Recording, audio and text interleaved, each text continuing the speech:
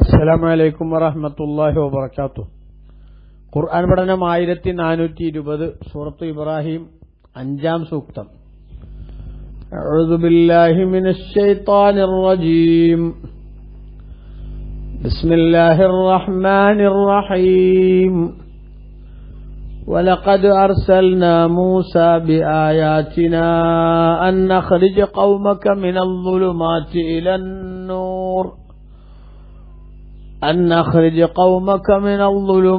إلى النور وذكرهم بأيام الله إن في ذلك لآيات لكل صبار شكور. صدق الله العظيم. بسم الله والحمد لله والصلاة والسلام على سيدنا محمد وآله وصحبه ومن تبعهم بإحسان إلى يوم الدين. أما بعد. ولقد أرسلنا موسى. നിശ്ചയം മൂസാ നബി അലൈഹി ഇസ്ലാമിനെ നാം പ്രവാചകരായി നിയോഗിച്ചു. ബി ആയാത്തിന, നമ്മുടെ ദൃഷ്ടാന്തങ്ങളുമായി തെളിവുകളുമായി നിയോഗിച്ചു. അൻ അഖ്രിജ് ഖൗമക മിനൽ ളുലുമാതി ഇലൻ നൂർ, നിങ്ങളുടെ സമൂഹത്തെ ഇരുട്ടുകളിൽ നിന്ന് വെളിച്ചത്തിലേക്ക് നിങ്ങൾ കൊണ്ടുവരിക എന്ന് നിർദ്ദേശിച്ചുകൊണ്ട് വദക്കിറുഹും ബി അയ്യാമില്ലാഹ്, അള്ളാഹുവിന്റെ അനുഗ്രഹവേളകളെക്കുറിച്ച് അനുസ്മരിപ്പിക്കുകയും ചെയ്യുക എന്ന് കൽപ്പിച്ചുകൊണ്ട് മൂസാ നബി അലൈഹി ഇസ്ലാമിനെ തെളിവുകളുമായി നമ്മൾ പ്രവാചകരായി നിയോഗിച്ചു. ഇന്ന ഫീ ദാലിക ലആയാത്തിൻ, നിശ്ചയം ഈ പറഞ്ഞവയിൽ ദൃഷ്ടാന്തങ്ങളുണ്ട്. ലികുല്ലി സബ്ബാരിൻ, നന്നായി ക്ഷമിക്കുന്ന എല്ലാവർക്കും. ഷക്കൂരിൻ, നന്നായി നന്ദി കാണിക്കുകയും ചെയ്യുന്നവർക്ക് ദൃഷ്ടാന്തങ്ങളുണ്ട് എന്ന് അല്ലാഹു തആല പറഞ്ഞു. വിശുദ്ധ ഖുർആനിലെ ഈ സൂറത്ത് ഇബ്രാഹിമിന്റെ 5-ാമത്തെ സൂക്തം തൊട്ടു മുമ്പ് പറഞ്ഞ ഒരു ആശയത്തിന്റെ പൂർത്തീകരണം കൂടിയാണ് എന്ന് മഹാനായ അബൂ സഊദ് തന്റെ തഫ്സീറിൽ രേഖപ്പെടുത്തുന്നത് കാണാം. ശുറൂഉൻ ഫീ തഫ്സീലി മാ അജ്മല ഫീ ഖൗലിഹി അസ്സ വജല്ല വമാ അർസൽനാ മിർ റസൂലിൻ ഇല്ലാ ബിലിസാനി ഖൗമിഹി. മുമ്പൊരു ദൂതനെയും നാം നിയോഗിച്ചിട്ടില്ല, അവർ ആ നാട്ടുകാരുടെ ഭാഷയിലല്ലാതെ ലിയുബയ്യിന ലഹും, ആ നാട്ടുകാർക്ക് ആ റസൂൽ സത്യം വിശദീകരിച്ചു കൊടുക്കാൻ എന്ന് പറഞ്ഞില്ലേ, അതിന്റെ ഒരു പൂർത്തീകരണം പോലെയാണ് ഈ സൂക്തം എന്ന് പറഞ്ഞാൽ അതിന്റെ അർത്ഥം അല്ലാഹു സുബ്ഹാനഹു വ തആല ഓരോ നബിമാരെയും അതാത് സമൂഹങ്ങളുമായി സംവദിക്കാൻ നിയോഗിച്ചു. ആ നിയോഗിക്കുമ്പോൾ അവർ തമ്മിലുള്ള കമ്മ്യൂണിക്കേഷൻ കൃത്യമായി നടക്കാൻ ആവശ്യമായ സംവിധാനം ഉണ്ടാക്കിയെന്ന് പറഞ്ഞല്ലോ. അപ്പൊ ശരിയായ കമ്മ്യൂണിക്കേഷൻ നടന്ന പ്രവാചകന്മാരുടെ പ്രബോധനത്തിന്റെ വിവിധ ശൈലികളുടെ ഉദാഹരണം പറയുകയാണ് ഇവിടെ എന്നർത്ഥം. ബഹുമാനപ്പെട്ട ഇമാം റാസി റളിയല്ലാഹു അൻഹു രേഖപ്പെടുത്തിയത് കാണാം. ഫലമ്മ ബയ്യനല്ലാഹു തആല അന്നഹു ഇന്നമാ അർസല മുഹമ്മദൻ സല്ലല്ലാഹു അലൈഹി വസല്ലം ഇലൻ നാസി ലിയുഖ്രിജഹും മിനൽ ളുലുമാതി ഇലൻ നൂർ. അല്ലാഹു സുബ്ഹാനഹു വ തആല ഇതേ അധ്യായത്തിന്റെ തുടക്കത്തിൽ നബി സല്ലല്ലാഹു അലൈഹി വസല്ലം തങ്ങളെ അല്ലാഹു തആല പ്രവാചകരായി നിയോഗിച്ചത്, നബിതങ്ങൾക്ക് അല്ലാഹു തആല ഖുർആൻ അവതരിപ്പിച്ചതും ജനങ്ങളെ ഇരുട്ടുകളിൽ നിന്ന് വെളിച്ചത്തിലേക്ക് കൊണ്ടുവരാനാണ് എന്ന് പറഞ്ഞല്ലോ. അതോടൊപ്പം തന്നെ വദക്കറ കമാല ഇൻആമിഹി അലൈഹി വഅലാ ഖൗമിഹി ഫീ ദാലിക്കൽ ഇർസാലി വഫീ തിൽകൽ ബഅസ, ആ നബിതങ്ങളെ പ്രവാചകരായി നിയോഗിച്ചതിലും അതേപോലെ നബി സല്ലല്ലാഹു അലൈഹി വസല്ലം തങ്ങൾക്ക് തന്റെ പ്രബോധന ദൌത്യവുമായി മുന്നോട്ട് പോകുമ്പോൾ തങ്ങൾക്ക് പൂർണ്ണമായ അനുഗ്രഹങ്ങൾ ചെയ്തു കൊടുത്തതും അല്ലാഹു സുബ്ഹാനഹു വ തആല നേരത്തെ അനുസ്മരിച്ചപ്പോൾ അത്ബഅ ദാലിക ബിശർഹി ബിഅസത്തി സായിരിൽ അംബിയാ ഇലാ ഖവാമിഹിം, മുൻകാലത്തെ നബിമാരെ അല്ലാഹു സുബ്ഹാനഹു വ തആല അവരുടെ സമൂഹങ്ങളിലേക്ക് നിയോഗിച്ചതുമായി ബന്ധപ്പെട്ട വ്യാഖ്യാനവും വിശദീകരണവും അല്ലാഹു അതിനെ തുടർന്ന് പറയുകയാണ്. നബി സല്ലല്ലാഹു അലൈഹി വസല്ലം തങ്ങളെ നിയോഗിച്ചു, തങ്ങൾ ജനങ്ങളോട് പ്രബോധനം നടത്തി.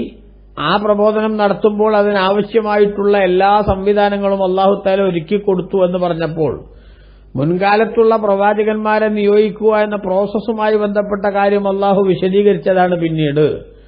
അതേപോലെ കൈഫിയത്തി മുആമലത്തി അഖ്വാമിഹിം മഅഹും, ആ പ്രവാചകന്മാർ ജനങ്ങളിൽ വന്ന് പ്രബോധനം നടത്തിയപ്പോൾ ജനങ്ങൾ അവരോടുള്ള സമീപനം എന്തായിരുന്നു എന്ന് വിശദീകരിക്കുകയും ചെയ്യുകയാണ് അല്ലാഹു തആല. ഇനി എന്തിനാണത് വിശദീകരിക്കുന്നത്? തസ്ബീറൻ ലിർറസൂലി സല്ലല്ലാഹു അലൈഹി വസല്ലം അലാ ഖൗമിഹി, നബി സല്ലല്ലാഹു അലൈഹി വസല്ലം തങ്ങളുടെ സമൂഹത്തിൽ നിന്ന് തങ്ങൾക്ക് നേരെയുണ്ടാകുന്ന വിഷമങ്ങളിൽ നബി സല്ലല്ലാഹു അലൈഹി വസല്ലം തങ്ങൾക്ക് ക്ഷമ ശക്തമായി ഉണ്ടാക്കുന്നതിനു വേണ്ടി, ക്ഷമ എന്ന് പറയുന്ന മഹത്തായ ഒരു ഗുണത്തെ കൃത്യമായി വാരിപ്പുണരാനുള്ള പ്രചോദനം മുത്തുനബിക്ക് നൽകാൻ അല്ലാഹു തആല മുൻകാല സമുദായങ്ങളുടെ ചരിത്രങ്ങളും ആ സമൂഹത്തിൽ പ്രവാചകന്മാർ വന്നപ്പോഴുണ്ടായ അനുഭവങ്ങളും ഒക്കെ വിശദീകരിക്കുകയാണ്. വഇർശാദൻ ലഹു ഇലാ കൈഫിയത്തി മുഖാലമത്തിഹിം വമുആമലത്തിഹിം, ജനങ്ങളോട് എങ്ങനെയാണ് സംസാരിക്കേണ്ടത്, എങ്ങനെയാണ് ഇടപഴകേണ്ടത് എന്നൊക്കെ നബി സല്ലല്ലാഹു അലൈഹി വസല്ലം തങ്ങൾക്ക് മാർഗം കാണിച്ചു കൊടുക്കുക കൂടി ചെയ്യുകയാണ് ഈ പ്രഖ്യാപനങ്ങൾ നടത്തുന്നതിലൂടെ അല്ലാഹു തആല. അപ്പോൾ ഫദക്കറ തആല അലൽ ആദത്തിൽ മഅലൂഫത്തി, അറിയപ്പെട്ട സാധാരണഗതിയിൽ ചിരപരിചിതമായിട്ടുള്ള ശൈലിയിൽ അല്ലാഹു തആല പറഞ്ഞു, ഖസസ ബഅലുൽ അംബിയാഇ അലൈഹിമുസ്സലാം, ചില നബിമാരുടെ ചരിത്രങ്ങൾ പറയുകയാണ് ഇവിടെ. ഇനിയും പറയുന്നുണ്ടെന്നർത്ഥം. ആ പറയുന്ന കൂട്ടത്തിൽ ഫദാബി ദിക്രി ഖിസ്സത്തി മൂസ അലൈഹിസ്സലാം, മൂസാ നബി അലൈഹി ഇസ്ലാമിന്റെ ചരിത്രം പറഞ്ഞുകൊണ്ട് അല്ലാഹു തആല ആരംഭിക്കുകയാണ് എന്ന് ബഹുമാനപ്പെട്ട ഇമാം റാസി റളിയല്ലാഹു അൻഹു തന്റെ തഫ്സീറിൽ വിശദീകരിച്ചു.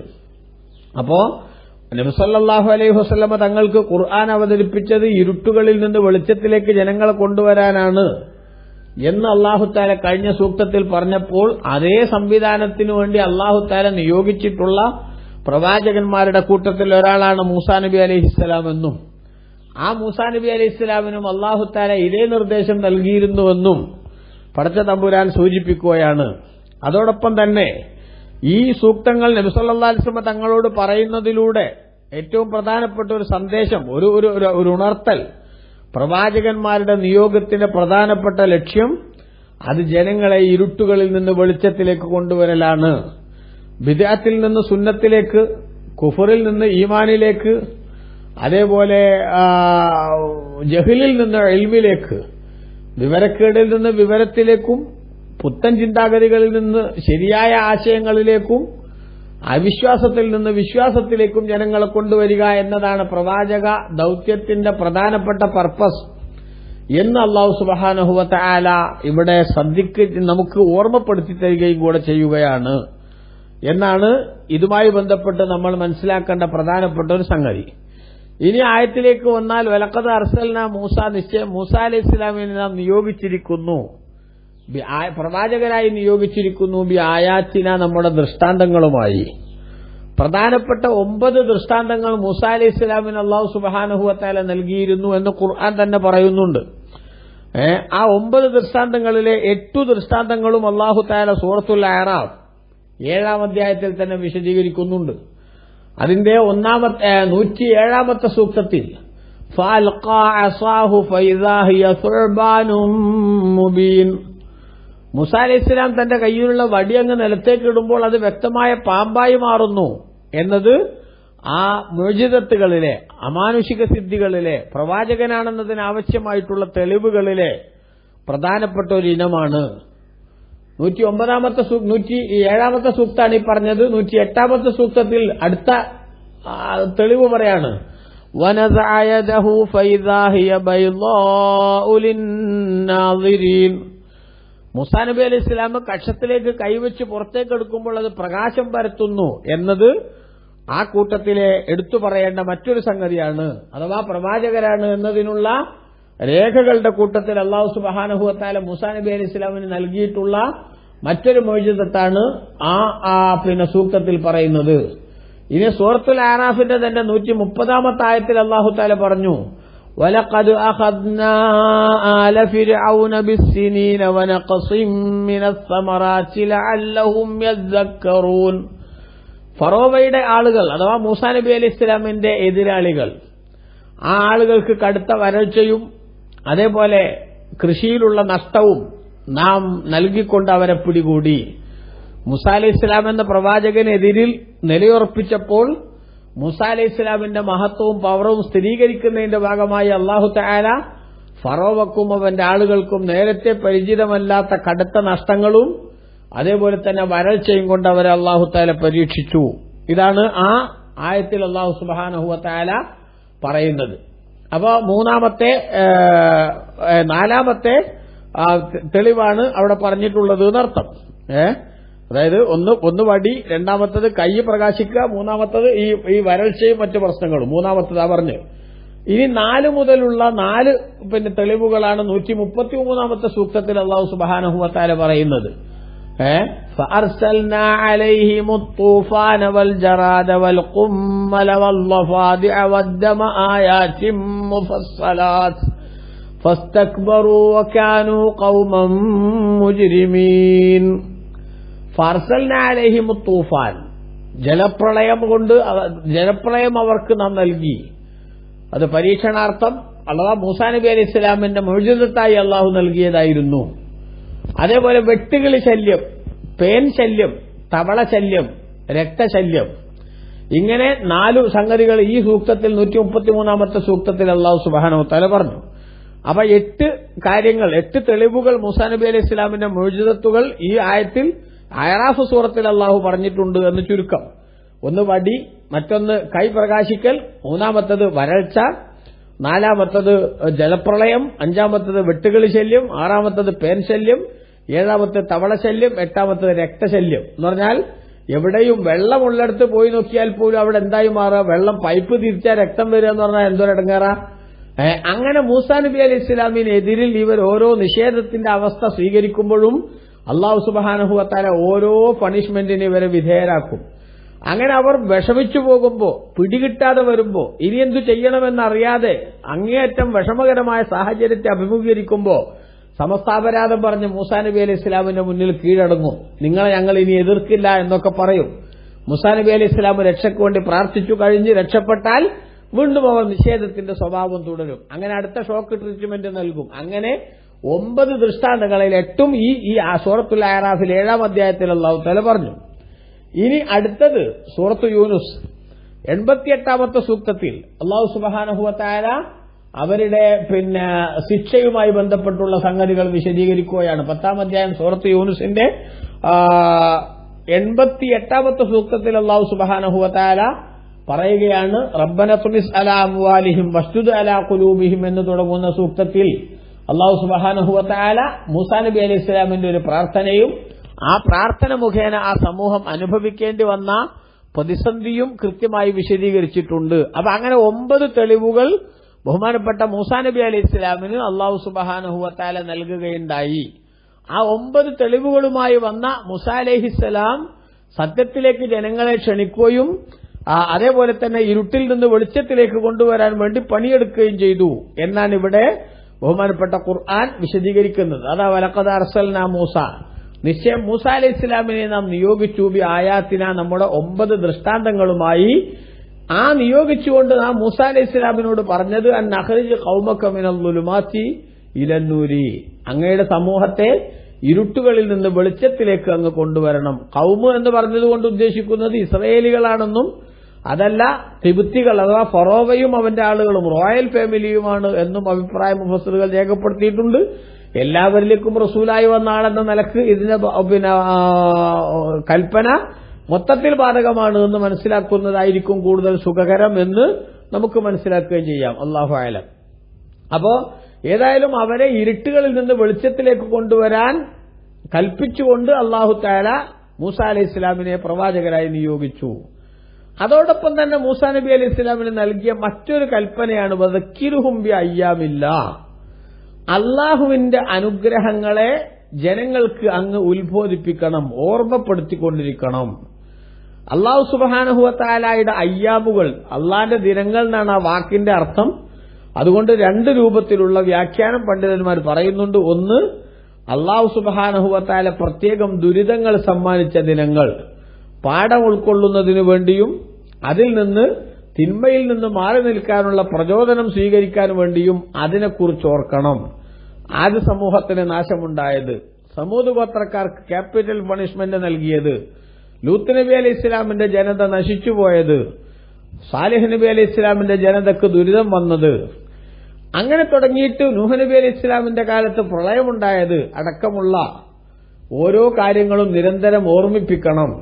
അതോടൊപ്പം തന്നെ അനുഗ്രഹങ്ങളെ ഓർമ്മിപ്പിക്കണം. അല്ലാഹു തആല നമുക്ക് അനുഗ്രഹങ്ങൾ തന്നാൽ ആ തന്ന അനുഗ്രഹങ്ങളെ വിസ്മരിക്കുകയല്ല, ആ അനുഗ്രഹങ്ങൾ നടന്ന ദിവസങ്ങളെ പ്രത്യേകം ഓർമ്മിപ്പിക്കണമെന്നാണ് അല്ലാഹു പറയുന്നത്. ഈ ലോകത്ത് ചരിത്ര സംഭവങ്ങൾ നടന്ന ദിനങ്ങൾ, ആ ദിനങ്ങളൊക്കെ സ്മരിക്കപ്പെടേണ്ടതാണ്. അതിൽ നിന്നുള്ള ഗുണപാഠങ്ങൾ സമൂഹം നിരന്തരം ഓർക്കുകയും മനസ്സിലാക്കുകയും ചെയ്യേണ്ടതാണ്. നമ്മുടെ ആണ്ടിന്റെയൊക്കെ പ്രധാനപ്പെട്ട ലോജിക്ക് അതാണ്. അതേപോലെ തന്നെ മുത്തുനബി സല്ലല്ലാഹു അലൈഹി വസല്ലം തങ്ങളുടെ ജന്മദിനം, ആ ജന്മദിനത്തിന്റെ ലോജിക്ക് അതാണ്. ഈ ദുനിയാവിൽ മുത്തുനബി സല്ലല്ലാഹു അലൈഹി വസല്ലം തങ്ങളെ അല്ലാഹു തആല പ്രവാചകരായി നിയോഗിക്കുക എന്ന ആ മഹത്തായ ഒരു സംഭവത്തിലേക്ക് തുടക്കം കുറിച്ചതിന്റെ ഏറ്റവും പ്രധാനപ്പെട്ട ഭാഗമല്ലയോ നബി സല്ലല്ലാഹു അലൈഹി വസല്ലം തങ്ങൾ ഈ ലോകത്തേക്ക് ജനിച്ചു എന്നത്? അതുകൊണ്ട് മുത്തുനബി ജനിച്ച ദിനം, അതാണല്ലോ നബിദിനം. ആ നബിദിനം ഒരു സംഭവമാണ്. ആ സംഭവം ഓർത്തുകൊണ്ടേയിരിക്കണം. നബി സല്ലല്ലാഹു അലൈഹി വസല്ലം തങ്ങൾ ഉമ്മത്തിന് പഠിപ്പിച്ചത് എന്താണ്?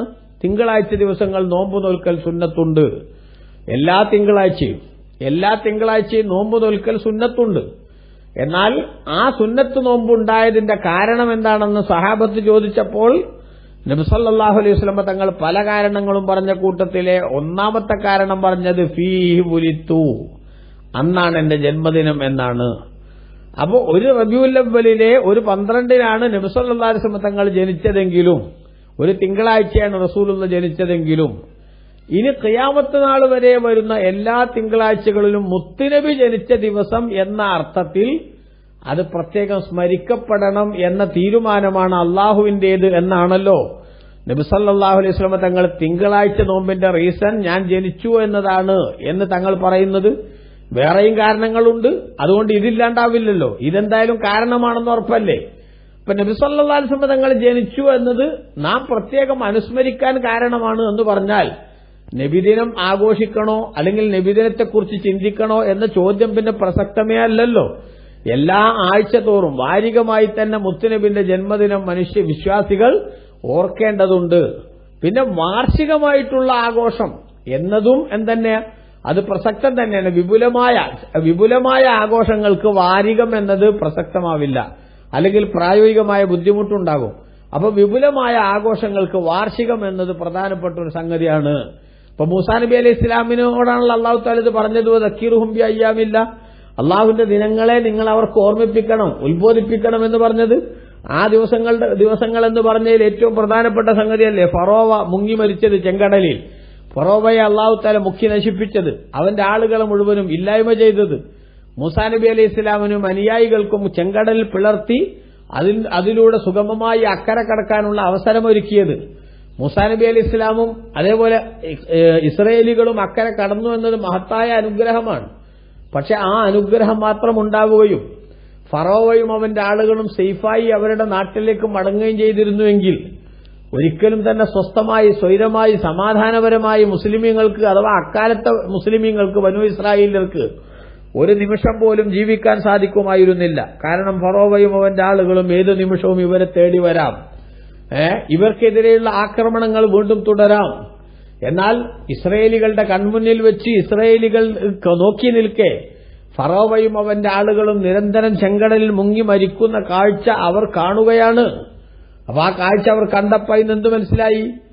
അല്ലാഹു തആല ഇസ്രയേലികൾക്ക് അവരെ രക്ഷപ്പെടുത്തി എന്നത് മാത്രമല്ല, അവരെ ശത്രുവിനെ നിഷ്കാസനം ചെയ്യുക വഴി പെർമനന്റ് ആയിട്ടുള്ള സമാധാനം അവർക്ക് അല്ലാഹു തആല നൽകുകയും ചെയ്തു.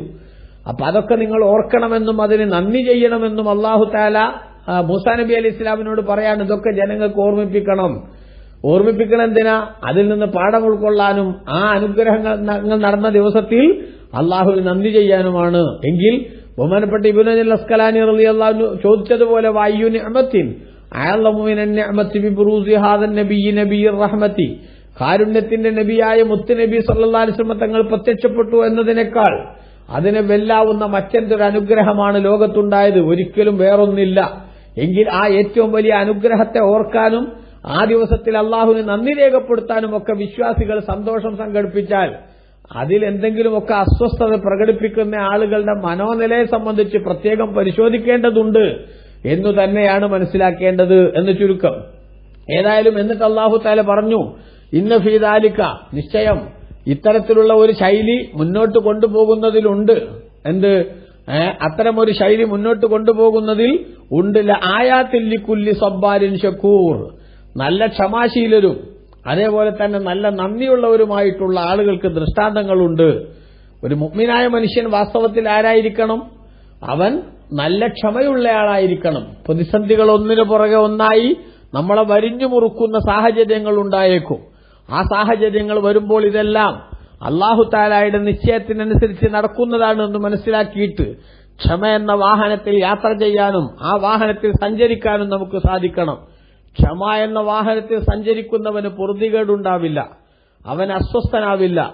അല്ലാഹു തആല നൽകിയ പരീക്ഷണത്തെ അവൻ സമാധാനത്തോടുകൂടെ സമചിത്തതയോടുകൂടെ നേരിടാനുള്ള ഒരു അവസരവും അതിനുള്ള ധൈര്യവും സ്ഥൈര്യവും ഒക്കെ അവന് കൈവരിക തന്നെ ചെയ്യും. അതോടൊപ്പം തന്നെ സന്തോഷങ്ങൾ, സംതൃപ്തികൾ, അനുഗ്രഹങ്ങൾ അതൊക്കെ ലഭിച്ചാൽ പരിധി വിട്ട് ആനന്ദിക്കുന്നതിന് പകരം അനുഗ്രഹദാതാവായ അല്ലാഹുവിന് നന്ദി രേഖപ്പെടുത്തുക എന്ന വിനീത വിധേയനാകുന്ന ഒരു പ്രത്യേകമായിട്ടുള്ള ഉത്തരവാദിത്തത്തിലേക്ക് മനുഷ്യനെത്തും. അതുകൊണ്ടാണ് ഈ ആയത്ത് വിശദീകരിക്കുന്നിടത്ത് ഇബ്നു കസീർ തന്റെ തഫ്സീറിൽ രേഖപ്പെടുത്തുന്നത് കാണാം. ഒരു മുഅ്മിനായ മനുഷ്യനെ സംബന്ധിച്ചിടത്തോളം ആ മനുഷ്യൻ ആരായിരിക്കും? ആ മനുഷ്യൻ പരീക്ഷിക്കപ്പെട്ടാൽ ക്ഷമിക്കുന്നവനും അനുഗ്രഹം നൽകപ്പെട്ടാൽ നന്ദി രേഖപ്പെടുത്തുന്നവനുമായിരിക്കും എന്ന് ബഹുമാനപ്പെട്ട ഇബ്നു കസീർ തന്റെ തഫ്സീറിൽ, ഇമാം ഖുർത്തുബി റളിയല്ലാഹു അൻഹു എടുത്ത തഫ്സീറിൽ ഒക്കെ വിശദീകരിച്ച് നമുക്ക് കാണാൻ പറ്റും. അപ്പോ ഇത്തരത്തിലാണ് കാര്യങ്ങളുടെ കിടപ്പ്. ഇബ്നു കസീർ ഒരു ഹദീസ് കൂടി ഉദ്ധരിക്കുന്നുണ്ട് ഇവിടെ.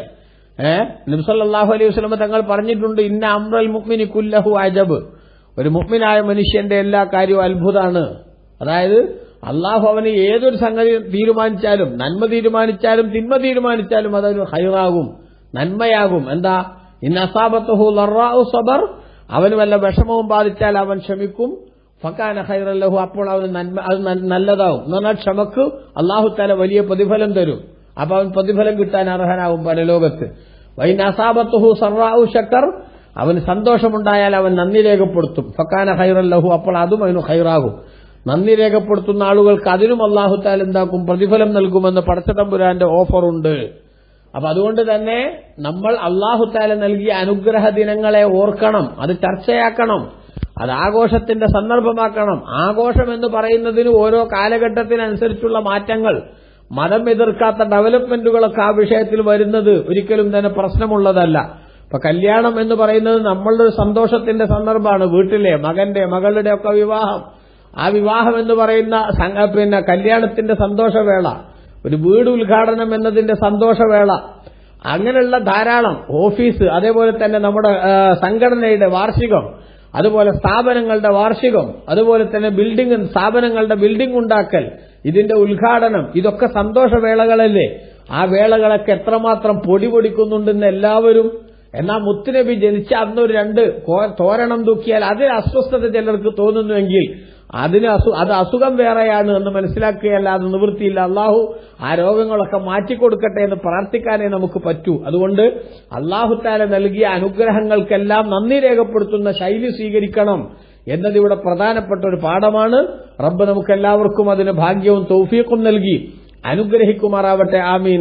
വസല്ലല്ലാഹു അലൈഹി നബിയിൽ മുസ്തഫ മുഹമ്മദിൻ വആലിഹി വസഹ്ബിഹി വസല്ലം. വൽഹംദുലില്ലാഹി റബ്ബിൽ ആലമീൻ. വസ്സലാമു അലൈക്കും വറഹ്മത്തുള്ളാഹി വബറകാതുഹു.